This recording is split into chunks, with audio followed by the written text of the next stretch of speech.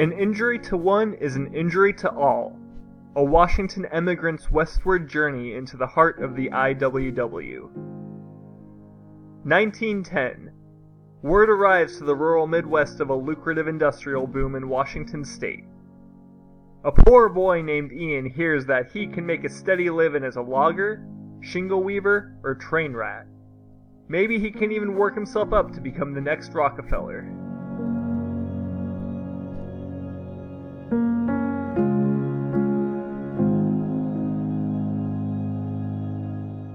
November 10th, 1910.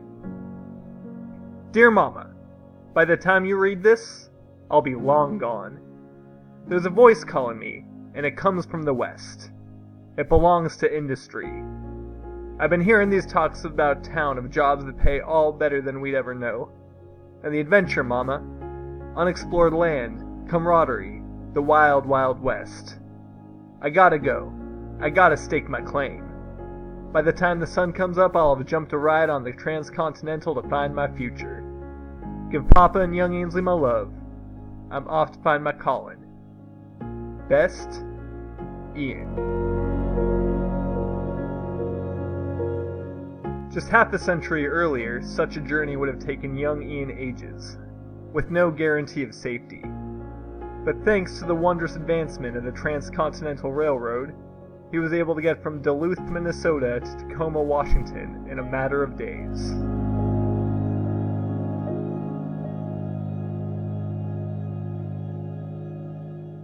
Unfortunately, while Tacoma offered Ian financial opportunities, city law denied the town pleasures a young man might crave.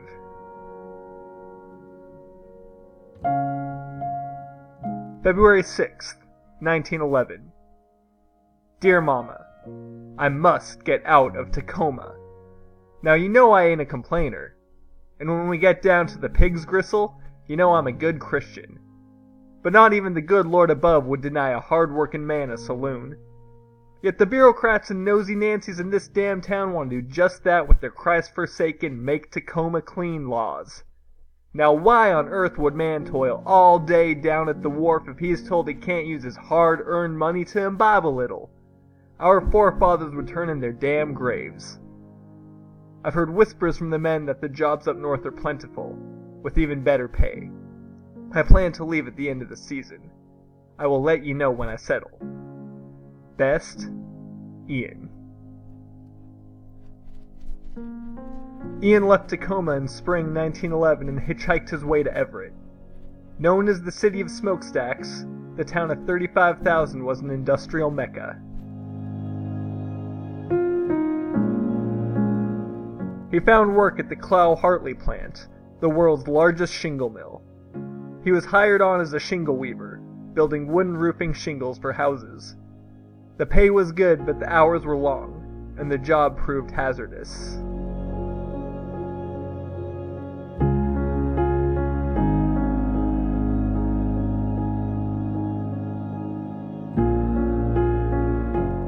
In 1913, the Jameson Lumber and Shingle Company opened in Everett, offering Ian better pay and safer working conditions. Unfortunately, not everything Neil Jameson promised ended up being true.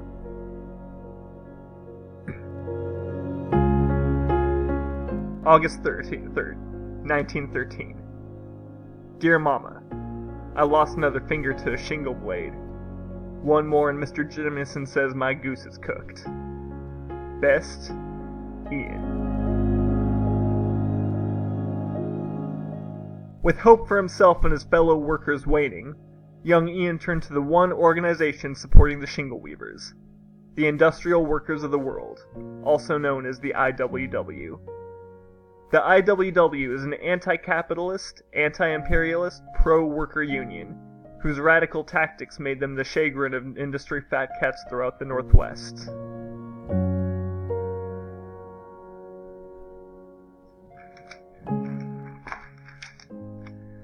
During a 1915 depression, labor unions suffered. Wage reduction led to strikes, which led to violence as employers brought in Pinkertons, a private law enforcement group known for strike-breaking tactics. These tensions led to greater support of the IWW, who responded to Pinkertons with force and numbers. Ian was there for the entirety of the IWW's rise, and was there on the day their local delegate, Levi Remick, rented out a spot on Hewitt Street and opened a local office.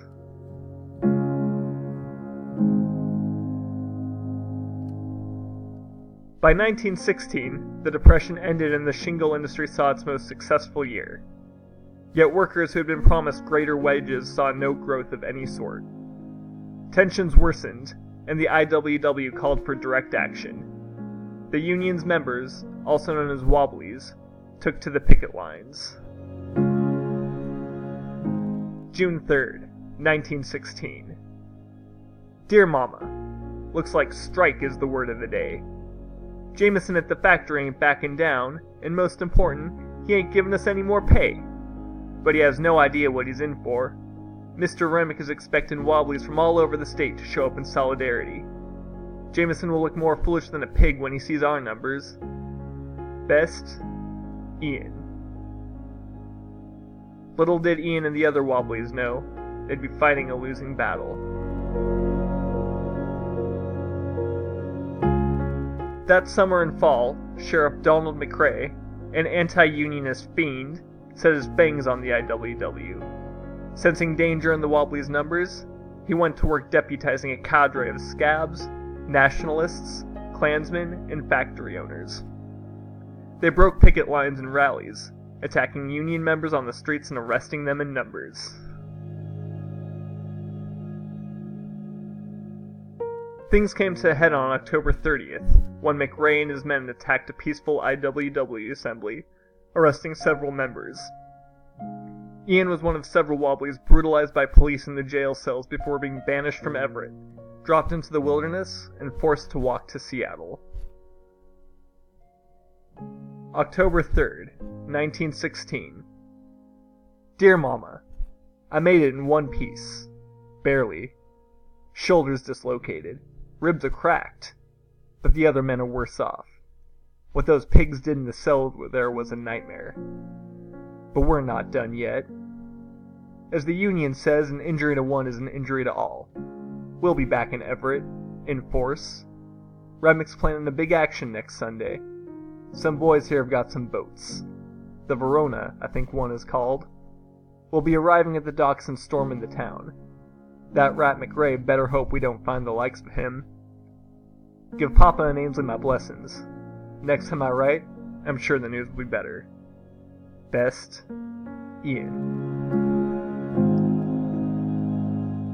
Unfortunately, young Ian would never write another letter home. On November 5th, 1916, he joined fellow Wobblies on the SS Verona and sailed from Seattle toward the Everett docks to support the remaining shingle weavers. They were greeted on the dock by Sheriff McRae, his deputized mob, and a coalition of factory owners. All were armed. The mob opened fire on the Unionists. The Wobblies turned the Verona around and returned to Seattle, where they were promptly arrested. The day would go down in history as the Everett Massacre.